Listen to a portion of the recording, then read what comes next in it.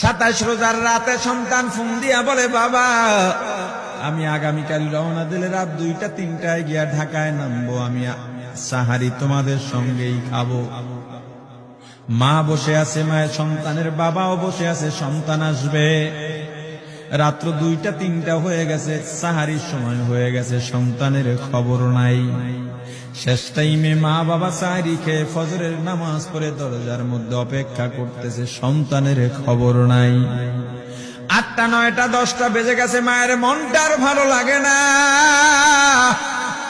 স্বামীকে ডেকে বলে, স্বামীরে আমার সন্তান কই, আমার মনটা ভালো লাগে না, একটা ফোন লাগাও। স্বামী ডাক দিয়া বলে, চিন্তা করো না, ঈদের সময় যানজট থাকতে পারে, চলে আসবে। কিছুক্ষণ পর বাবার মনটাও ভালো লাগে না, বাইরে নেমে পায়চারি করতেছে। হঠাৎ করে একটা ফোন চলে আসছে। সন্তানের ফোন দেখে বাবার সে কি আনন্দ। ফোন রিসিভ করে যখনই সালাম দিল, অপর প্রান্ত থেকে সালামের উত্তরে সন্তানের কণ্ঠ পাওয়া যায় না। বাবা ডেকে বললেন, বাবা তুমি কে? এটা তো আমার সন্তানের কণ্ঠ নয়, তবে মোবাইলটা আমার সন্তানের। ওপার থেকে ডাক দেয়া বলে, আপনি কি এই লোকে, এই মোবাইলওয়ালার বাবা? বলে, হ্যাঁ। আপনি এখনো বাড়িতে কি করেন? আপনার যেই সন্তান ঢাকা থেকে গাড়ি নিয়া 2500-এর দিকে রওনা দিয়েছিল, ওই গাড়িটা 2500 পৌঁছতে পারে নাই। পথিমধ্যে সংঘর্ষে রাস্তার মধ্যেই অনেকগুলো মানুষ মারা গেছে, অনেক যুবকও তার মধ্যে আছে। রাস্তার পাশে সাদা কাপড় দিয়া ঢাকা। দেখেন আপনার সন্তান এই লাশের মধ্যে আছে কিনা। মোবাইলটা আমি রাস্তার পাশে পড়ে পাইলাম। বাবা পাগলের মতো একটা দৌড় দিছে। মা মনে করছে সন্তান বুঝি কাছাকাছি চলে আসছে। অন্যান্য সন্তানদের ডাক দেয়া বলে, তোরা কে, কোথায়, এদিকে আয়, তোদের ভাই বুঝি কাছাকাছি আসছে। আমার কলিজার টুকরা সন্তান, তোর বাবা যে আগায় আনতে গেছে, তাড়াতাড়ি নতুন চাদর বিছা, বালিশের কভার গুলো খুলে নতুন কভার লাগা, পানি গরম বসা, আমার সন্তান এসে গোসল করবে।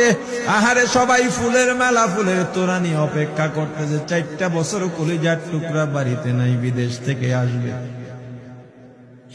বাবা স্পটে গিয়া দেখেন অনেকগুলো লাশ সাদা কাপড় দিয়া ঢাকা। একটা একটা মাথার উপর থেকে কাপড় উঠান আর কৌতূহল বাড়তেছে, কাপড় উঠান আর কৌতূহল বাড়ে। হঠাৎ তাকায় দেখে কলিজার টুকরা সন্তান লাশের মিছিলে শামিল হয়ে গেছে।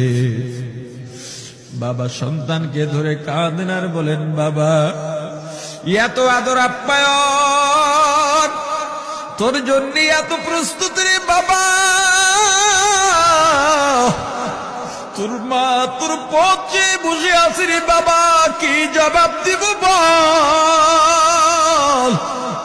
তুই যেদিন রওনা দিয়ে বিদেশ চলে গেলি, তোর মা সারা রাত ঘুমায় নাই, দরজায় গিয়া তোর পথের দিকে তাকা রইছি। কত রাত আমি মা, আমি বাবা দেখলাম তোর মা গভীর রাতে বিছানায় নাই। খুঁজতে খুঁজতে দেখলাম দরজায় গিয়া তোর মা কাঁদে। কত রাত তোর মা তোর জন্য নামাজ পড়তে পড়তে রাত্রটা নির্ঘুম কাটায় দিছে রে বাবা। কত রাত তোর মা তোর জন্য দোয়া করতে করতে নির্ঘুম রাত্র কাটায় দিছে। এই 4 বছরে 8টা ঈদ, ঈদের সময় আমরা নতুন কাপড় কিনছি, নতুন কাপড় পরছি। তোর মায়ের জন্য আমি নতুন শাড়ি এনে খাটের উপরে রাখলাম।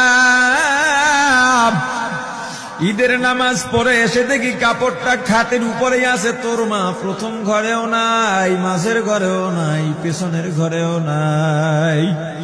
খুঁজতে খুঁজতে গিয়া দেখি তোর মা কিচেন রুমে আছে।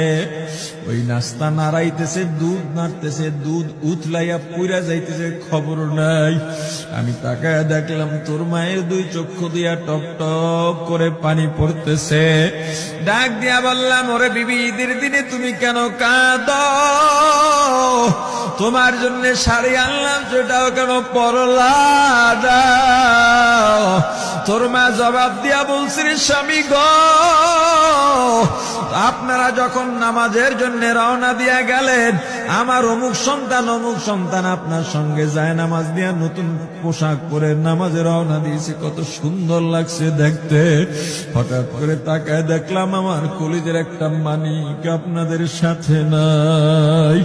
আমার মনটার ভালো লাগে নাই। আমি ফোন দিলাম আমার মানিকের কাছে, ফোন রিসিভ করে বলে, মা নাস্তা বানাইছি, খাইছি, এখনো ছুটিতে আছি, আনন্দ করতেছি, ঘোরাফেরা করতেছি, কিন্তু আমি মায়ের মন। আমি বললাম, বাবা তুই আমাকে পেটে ধরিস নাই, আমি তোকে পেটে ধরছি। আমাকে খুশি রাখার জন্য কত কথাই না বললি, ঈদের টাকা পাঠাইলি, তোর টাকা দিয়া তোর বাবা জামা কিনছে, তোর ভাইরা জামা কাপড় কিনছে, তোর টাকা দিয়ে পরিশ্রমের টাকা দিয়ে আমার শাড়ি কিনছে, গহনা কিনছে, কিন্তু তোর পাশে আমি হাতুড়ের বাড়ির শব্দ কেন পাই? আমার সন্তান বলতে চায় না, পরে বলে, মাগো কাজ করতে আসছি, টাকা নিয়ে কাজ করি, ঈদের দিনেও আমাদের ছুটি দেয় না। ওরে স্বামী বলে, ঈদের দিনেও যেই সন্তান কাজ করে, এই শ্রমের টাকার শাড়ি আমি মা কেমনে পরব রে? ওরে বাবা, আজকে তুই আসবি, খবর শুনে তোর মা এক সপ্তাহ আগের থেকে ঘুমায় না, তোর জন্য কত রঙের পিঠা বানাইছি, তোর জন্য কত আয়োজন, আমি তোর মাকে কি বলবো বাবা বল। বাবা সন্তানের লাশ অ্যাম্বুলেন্সে উঠে বাড়ির দিকে রওনা দিছে। আহারে বাড়ির কাছাকাছি আসছে, এদিকে মা দরজায় গিয়ে অপেক্ষা করতেছে, গাছের আড়াল দিয়া পথের দিকে তাকায় আছেন। দেখেন একটা গাড়ি আসতেছে, মায়ের সে কি আনন্দ, বাড়ির মধ্যে দৌড় দিছে, তোরা কই তাড়াতাড়ি আয়, ফুলের মালাগুলা নিয়ে আয়, গাড়ি এসে পড়ছে। বাড়ির দরজা দিয়ে যখন অ্যাম্বুলেন্সের হরেন দিয়া ঢুকতেছে, হুইসেল দিয়া ঢুকতেছে, মা একটা চিৎকার দিছে, ওরে এই মরণ গাড়ি আবার বাড়ি কেন, কার কপাল পুরুষে?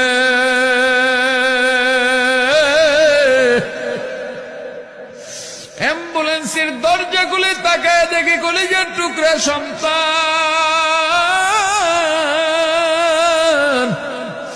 এমন ঘুমাইছে, আর জীবনেও উঠবে না। মা কাঁদেন আর বলেন, ওরে বাবা এটা তোর বিছানা নয়, নতুন চাদর বিছাইছি। বোন কান্দে আর বলে, ভাই আরে তোর জন্য ফুলের মালা পরাইছি, ফুলের মালা বানাইছি, একটু মালা পরাবো। মা ডেকে বলেন, রে সন্তান, 4টা বছর আমি তোর মা ডাক শোনার জন্য অপেক্ষা করছি, তোর জন্য গরম পানি করছিলাম, গোসল করবি, সেই গরম পানি যে তোর জীবনের শেষ গোসল হবে বুঝি নাই। ওরে পর্দালের মাগো, আর কোন ভাষায় বুঝাইলে বুঝবারে মা, দুনিয়ার জীবনটা ক্ষণস্থায়ী, এই দুনিয়ায় নাফরমানি করা যাবে না, এই দুনিয়ায় নাফরমানি করা যাবে না, অহংকার দেখাবার কিচ্ছু নাই, এই দুনিয়া ছেড়ে যাওয়া লাগবে। আল্লাহ এত দয়া করছেন, মায়া করছেন, ওই আল্লাহর সঙ্গে নাফরমানি করো না রে ভাই, ওই আল্লাহর নেয়ামতের অশুকরিয়া করো না, আল্লাহর নেয়ামতের শুকরিয়া আদায় করো, দুনিয়ার সব মোহ ত্যাগ করো, দলের মায়া ত্যাগ করো, দুনিয়ার মায়া ত্যাগ করো। এ আওয়ামী লীগ বিএনপি যারা করো, ক্ষমতায় যারা বারবার যাও, ক্ষমতায় তোমার দল গেলেই তুমি দাপট দেখাও, যুবকরে তোর 2টা পা ধরা লাগলেও পা ধরো রে ভাই, এই ক্ষমতা কিচ্ছু না, দাপট কিচ্ছু না, ওই কিয়ামতের ময়দানের নাজাতের চেয়ে বড় দাপট আর কিচ্ছু নাই। আল্লাহ রক্ত দিছেন, আল্লাহ জীবন দিছেন, আল্লাহর এই রক্ত আর জীবন দুনিয়ার কুফরি পুঁজিবাদী কুফরি গণতন্ত্রের জন্য দিস না, এই রক্ত আল্লাহর জন্য রাখ, এই জীবন আল্লাহর জন্য রাখ।